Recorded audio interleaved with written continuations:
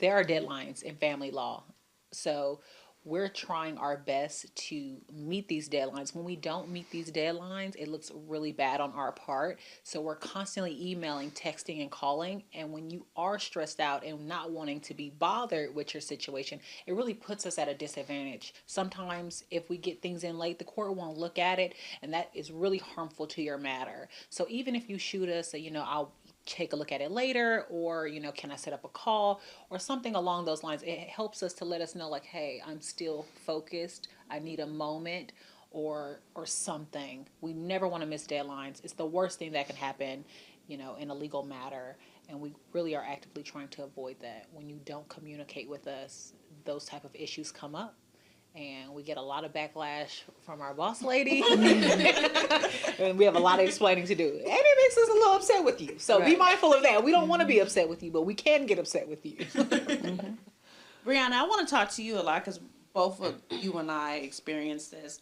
A lot of people want to dump on us, want to use us as their support system, but they don't want to pay for that. So how do you manage? Because we bill by the hour, so how do you manage, not being rude, but reminding clients that we charge every time we touch your file for the most part? Full transparency, I just let them talk.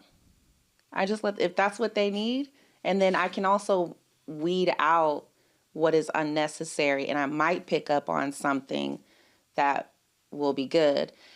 Or helpful for their case. I do tell them, if you are concerned about your bill, then I do remind them that, yes, this is costing.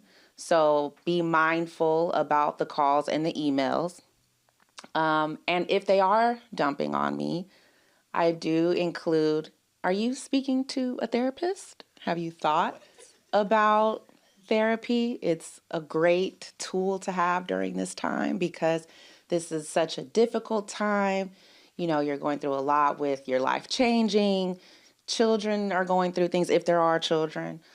So I do remind them of that time. And speaking as to deadlines, if clients are concerned about their bill, they really need to stick to deadlines, because that only increases not only the legal bill, but it can make the client vulnerable to sanctions if we miss those deadlines, because it's the client that's going to end up paying for that. So I think that that's something that they don't talk about, and that is something that I do remind clients as well. You need to meet your deadlines. You need to be timely, because it's costing you we have to rush and do the work. And then if the other side, if it gets to the court that we miss a deadline with the court, you can be probably ordered to pay some sanctions, and that's not a good thing.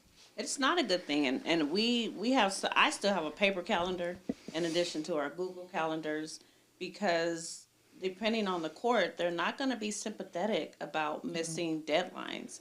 Brianna and I just had a situation where someone missed a trial, and they wanted the court to excuse their negligence and excuse why they didn't show up. This was an attorney, and the court just didn't buy it. So you cannot rest your hat on, oh, I'm just going to tell the court I forgot, or I didn't calendar it right.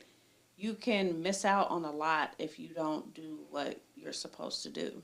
And to that end, you have to find an attorney that is on top of that, because that can cost you, and that most likely is going to cost that client. No.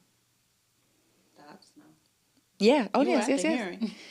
Yes. Well, I was also thinking about, I had another trial earlier this year where opposing counsel did not submit any of the trial documents. And by the time the court had to continue. And when we had the trial, they had to pay sanctions. Well, his client had to pay sanctions.